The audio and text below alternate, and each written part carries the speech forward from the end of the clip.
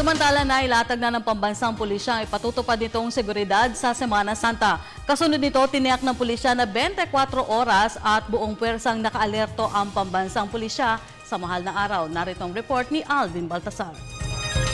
Walang sino mang pulis sa Metro Manila ang pagbabakasyonin ngayong Semana Santa. Ito ang direktiba ni National Capital Region Police Office Chief Police Director Leonardo Espina na nagbigay katiyakan sa tuloy-tuloy na pagjuduty ng buong 19,000 pwersa ng pulisya dito sa Metro Manila ngayong mahal na araw. Garantiya ng Metro Manila Police Chief, mananatili silang nakatutok 24 oras upang bantayan mula pag-alis hanggang sa magsiuwian ng mga taga Metro Manila na magsisipagbakasyon sa kanilang mga probinsya. Bawal ang break pagka ganito. Pagka kayo'y naka-break, dun lalo kami busy. Partikular na babantayan ng kapulisan katuwang ang mga nasa barangay ang mga maiiwanan tahanan ng mga taga Metro Manilang inaasahang may kanya-kanyang pupuntahang bakasyunan.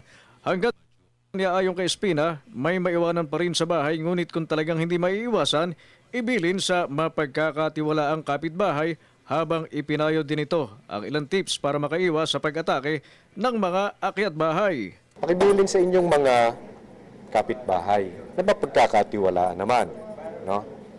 O kaya lagi inyong bubuksan ang inyong ilaw sa loob, hindi naman lahat, at saka sa labas upang sa gabi ay kung sino man na magtatangkang tao na nakawan ng inyong mga bahay ay magdadalawang isip.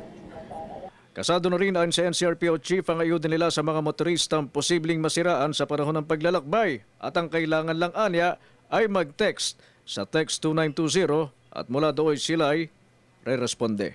Bigay nyo na exact location, ano ang trouble na inyong mga pangalan, ano ang trouble na inyong kinahinatnan, kayo ina-stall ba, etc. At kami handang umal. Para sa telebisyon ng Bayan, Alvin Baltasar.